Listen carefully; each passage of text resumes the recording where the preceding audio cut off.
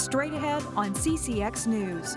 A project city officials say Plymouth residents will be happy with when it's all over. We'll have details on an expansion of a major east-west thoroughfare.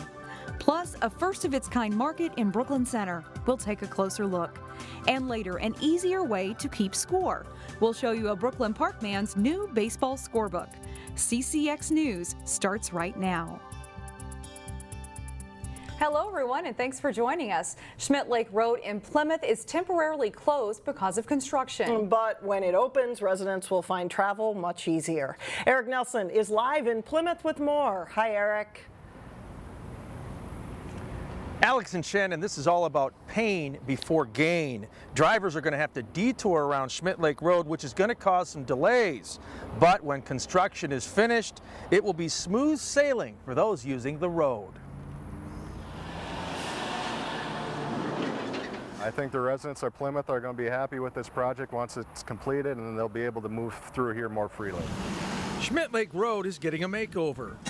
This major Plymouth thoroughfare will soon have a new look between Fernbrook Lane and Northwest Boulevard. We'll be reconstructing the roadway, removing all the pavement, widening the 2-lane roadway to 4 lanes. And then where it's already 4 lanes, we'll be overlaying the roadway, which is just paving a new layer of asphalt on top. A key part of this expansion will be the extra lanes under I-494. The city has had this on its radar for a while. It is time. When MnDOT reconstructed, added the 3rd lane on 494, we planned ahead, worked with them to build the bridge wide enough to accommodate 4 lanes. So now we're just connecting the corridor to get a consistent 4-lane corridor throughout. Plymouth has experienced a population boom in recent years. Improving roads and streets is critical to keep up with growth. As Plymouth grows, we need to be diligent with our infrastructure, making sure we're making good investments, and then we can accommodate all the traveling public. Now, Plymouth is also adding a left turn lane on Cheshire Parkway and is teaming up with Three Rivers Park District to upgrade a nearby trail. The detours for those traveling in this area are Fernbrook Lane to Rockford Road to Northwest Boulevard. Schmidt Lake Road reopens in late August. Construction will finish in late October. Reporting live in Plymouth, I'm Eric Nelson, CCX News. All right, thank you, Eric. Drivers on Highway 169 have noticed a change during their commute. MnDOT recently shifted traffic from the northbound lanes to the southbound lanes of Highway 169.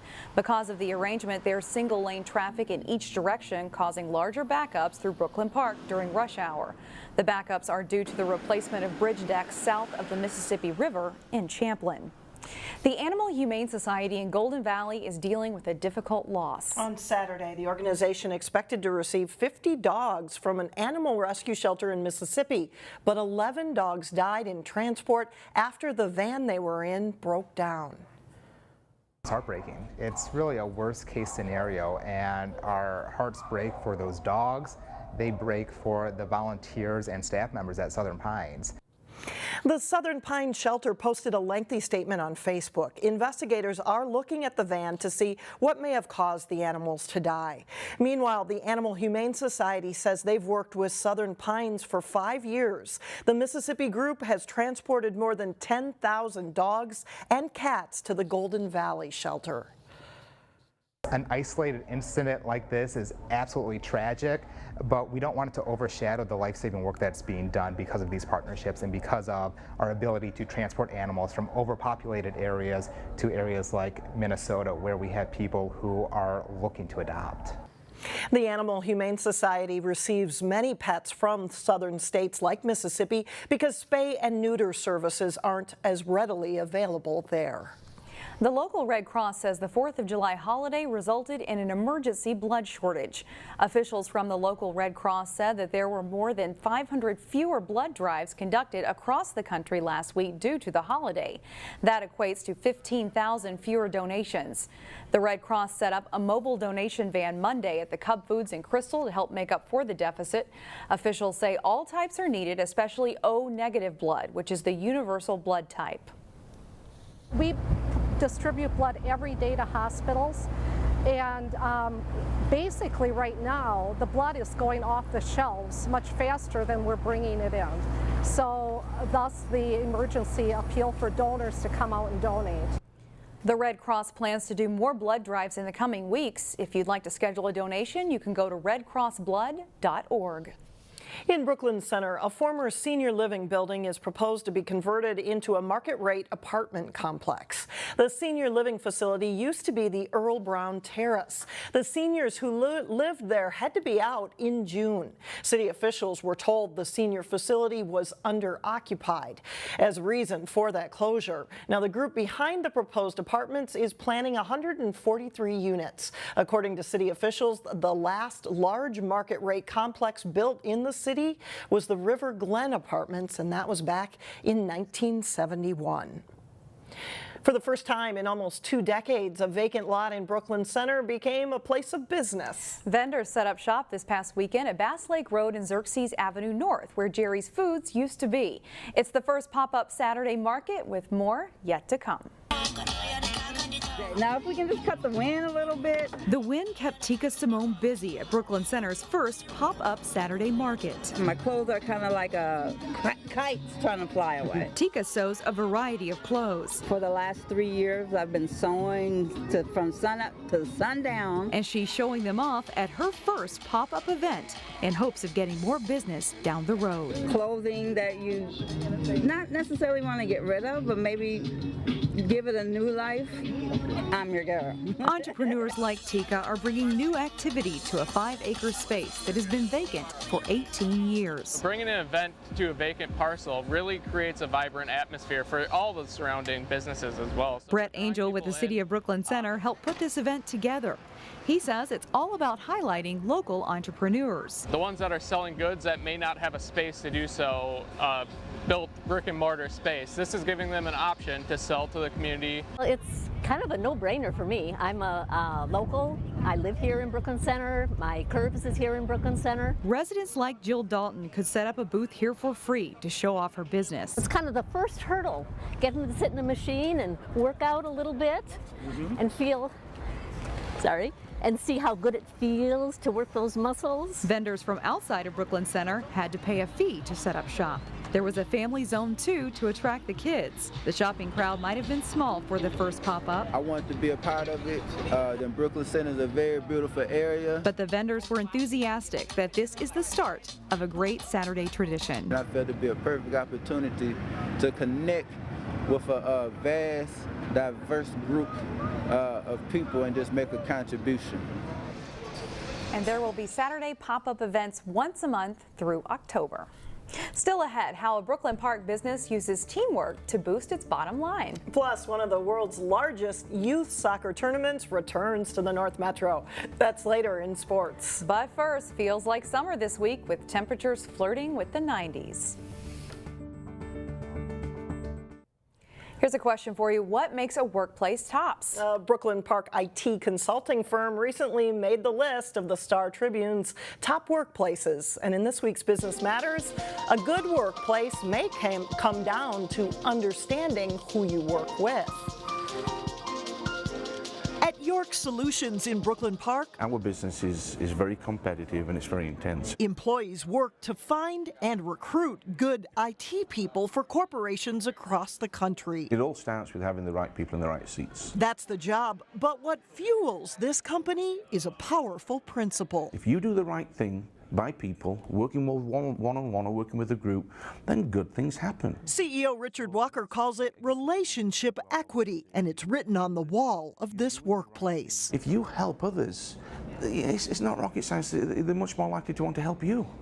So that's what this is all about, is what are you doing other than just your job on any given day to help others succeed? Teamwork is key to this job, so understanding your coworker is a good place to start. So this is our DISC pie graph here, and it kind of breaks down the 4 main different types, of communication styles you're going to find in an individual. Every employee here takes a behavior assessment test called DISC to better understand personality and communication styles. DISC has really allowed me to identify who I am as a person in terms of my communication style, understand who my team is, so I can better alter my approach with them. Andrew Turner knows he's a D, direct and results-oriented, but he'll adjust his style when working with a C, a conscientious type who's more analytical and reserved. The company directory lists each employee's style. It's understanding how people think differently that promotes the mutual respect to ultimately get the job done. The CEO believes creating a good workspace is equally important. If you can create a comfortable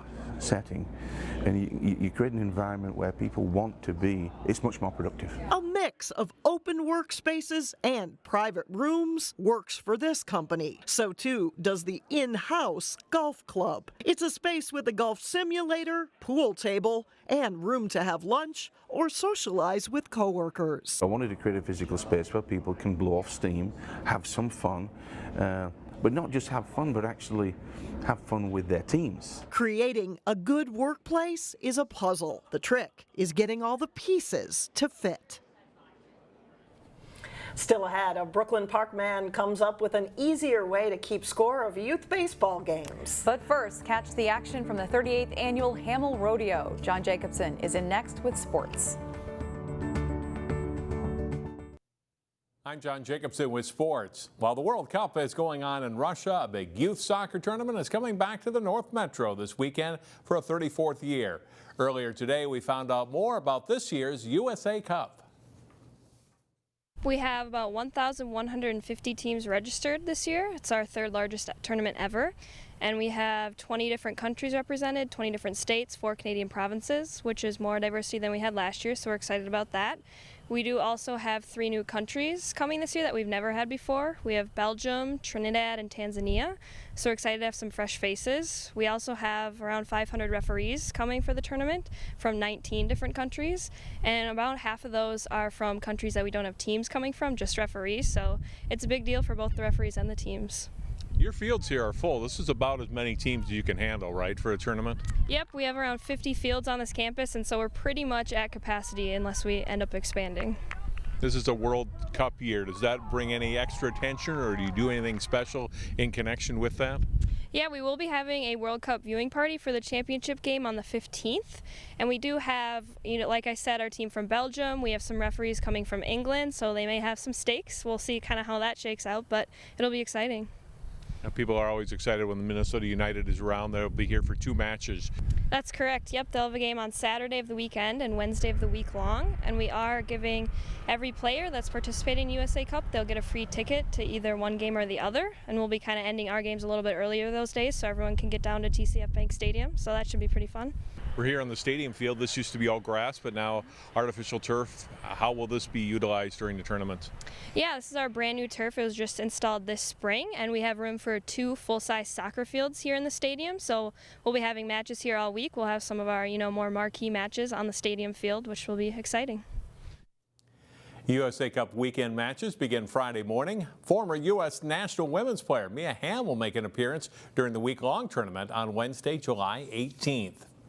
Another staple on the July calendar in the area is the Hamel Rodeo. CCX Sports' Jay Wilcox caught the sights and sounds of the Friday night performance at the 38th edition of the rodeo. The United States Marine Corps is a military service with the martial arts personal trainer. Oh yeah, look at that. Oh, help him. Come on, Hamel. Remember that for the Plymouth in Texas.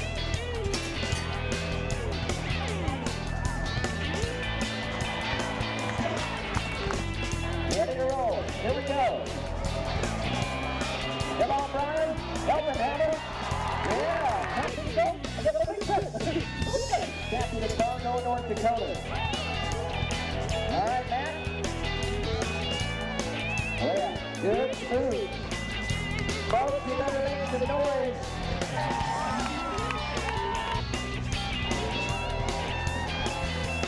Oh, he got it packed off. Come on, Hamel. Help it. Yeah. Chance for this guy to win some money. I think so. For these guys. Got the horns. There it is. I got one more.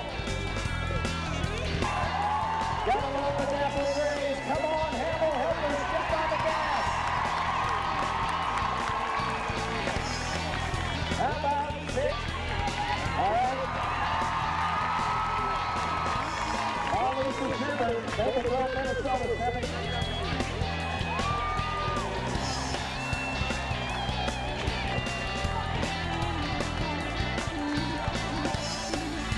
Ladies and gentlemen, captured on top of it. Come on, Hamel. Yeah! That is an outstanding ride. Programming 117 for the last. And mark your calendar for next year. The Hamel Rodeo runs July 11th through the 14th, 2019. That is all for sports.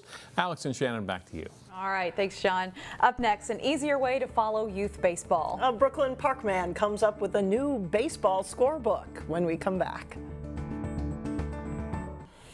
Welcome back. Keeping score of youth baseball games is tougher than it used to be. The youth leagues require teams to keep track of pitch counts to protect youth from arm injuries. And now, as Eric Nelson reports, a Brooklyn Parkman invented a new scorebook to make the whole process a little easier.